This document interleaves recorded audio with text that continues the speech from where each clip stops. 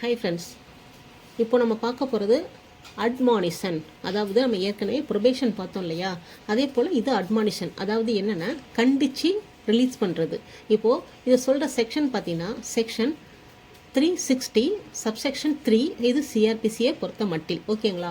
அடுத்து 401 சப்செக்ஷன் 3ங்கிறது பிஎன்எஸ்ஸில் சொல்லப்பட்ட செக்ஷன். இப்போது இதில் சில வகையான அஃபென்ஸ் எல்லாம் என்னென்ன மாதிரி அஃபென்ஸுக்கெல்லாம் இதை நம்ம அப்ளை பண்ணோன்னு பார்த்தீங்கன்னா, பொதுவாக ஒரு 5 அஃபென்ஸ் சொல்கிறாங்க.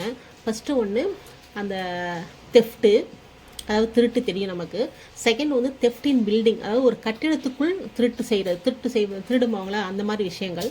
தேர்டு பார்த்தீங்கன்னா டிஸ்ஹானஸ்ட் மிஸ் அப்ரோப்ரியேஷன், நேர்மையற்ற முறையில் குற்றமுறு கையாடல் பண்ணுறாங்க இல்லையா அந்த மாதிரி வழக்குகள்.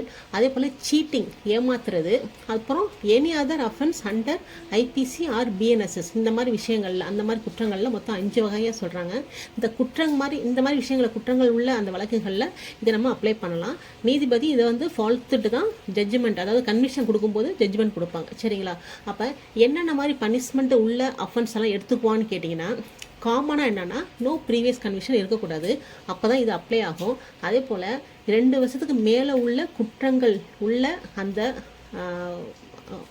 செக்ஷனுக்கு இது பொருந்தாது. அதாவது 2 வருஷத்துக்கு கீழே உள்ள தண்டனை தரக்கூடிய குற்ற வழக்குகள் மட்டும்தான் இது பொருந்தும். புரியுதுங்களா. அடுத்து இன்னொன்று பார்த்தீங்கன்னா ஃபைன் மட்டும் இருக்கிற அந்த குற்றம், ஃபைன் மட்டும் கொடுக்குறாங்களே தண்டனையா, அந்த மாதிரி குற்ற வழக்குகளுக்கும் இது பொருந்தும். ஓகே. இப்போ ஜட்ஜ்மெண்ட்டில் என்ன மாதிரி மேடம் கொடுப்பாங்க அப்படின்னு கேட்டிங்கன்னா, ஜட்ஜ்மெண்ட்டில் கன்விக்ஷன் கொடுக்கறதுக்கு பதிலாக ரிலீஸ் ஆன் அட்மானிஷன், அதாவது கண்டித்து அவங்கள ரிலீஸ் பண்ணுவாங்க.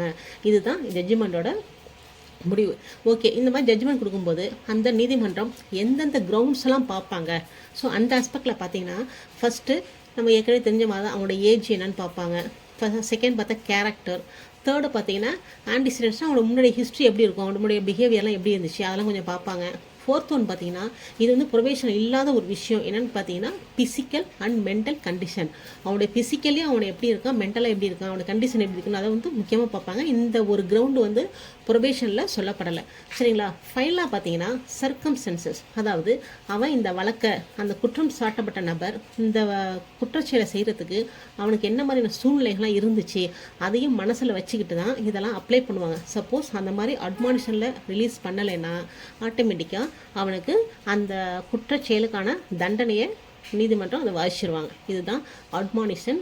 இன்னொன்று ஏற்கனவே ப்ரொபேஷன் நான் ஏற்கனவே சொல்லிட்டேன். சரிங்களா. தேங்க்யூ.